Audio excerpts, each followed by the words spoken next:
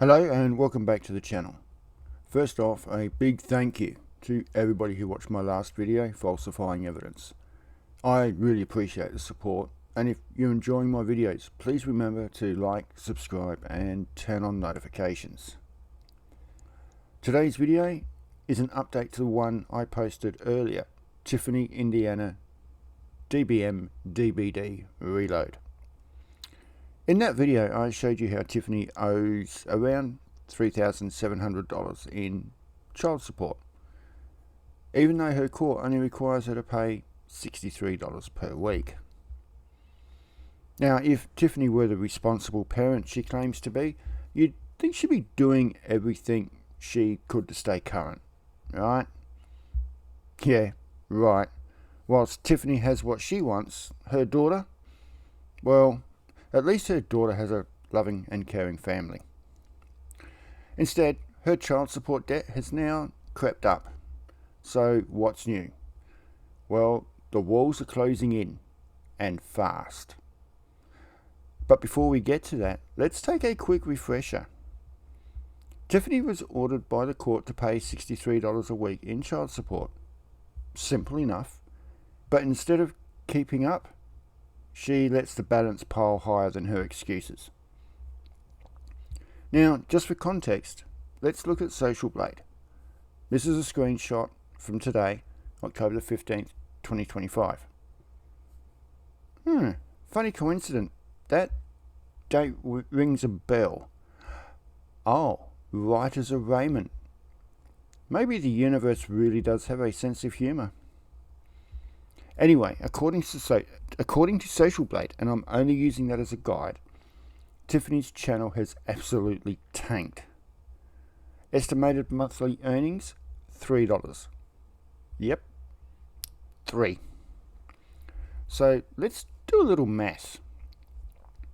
At $3 a month and roughly $3,800 owed, it would take you, Tiffany, 1,266 months, or about 105 years and 6 months to pay off your child support debt. In all seriousness, Tiffy, maybe it's time to start an OnlyFans account. You might actually double your YouTube income. Then it'd only take you, what, 52 years and 9 months to clear the debt? Of course, that doesn't account for the ongoing support that she'll still be accumulating until her daughter turns 19. Now let's get to what you're really here for, the update. On September 22nd, 2025, just 6 days after my video dropped, the Deputy Prosecutor for Scott County filed a motion asking for the state of Indiana to intervene in Tiffany's case, specifically regarding child support and medical matters. And as October the 3rd, 2025, that request was approved. So, what happens next?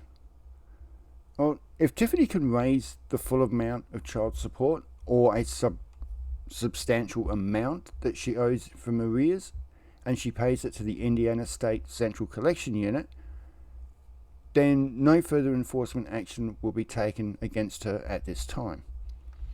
However, the case will remain open as long as ongoing child support is required. That said, this outcome seems unlikely given that Tiffany appears not to have significant financial resources. At the other end of the scale, Tiffany may face a range of enforcement actions.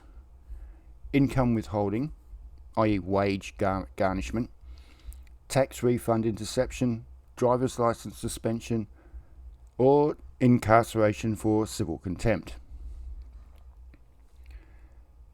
Now, regarding income withholding, if Tiffany is only receiving SSI, which is Supplemental Security Income, it's a needs-based welfare benefit, those funds cannot be garnished. However, if she's receiving SSDI, which is Social Security Disability Insurance, a benefit based on her prior work history, those payments can be garnished up to 65% to cover her child support obligations. However, if Tiffany is sentenced to jail for non-payment, she can face between 10 and 180 days in the Scott County Jail. Born through a party in the county jail. The prison band was there and they began to wail. With the average term often being around 90 days, depending on the judge and circumstances. Now, the judge may also set a purge amount. That is a specific lump sum that Tiffany can pay to avoid jail or to secure an early release if she's already incarcerated. For example, if Tiffany owes $3,800, the court might set a purge amount of $750.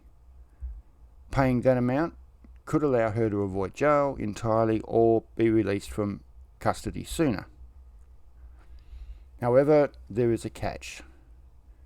Just because she's in jail, child support obligations do not pause. That means the arrears balance will continue to grow while she is in jail, potentially putting her in a revolving door of enforcement if no long-term solution can be reached. Tiffy, all of this could have been avoided if only you'd been paying $63 per week since March 2024.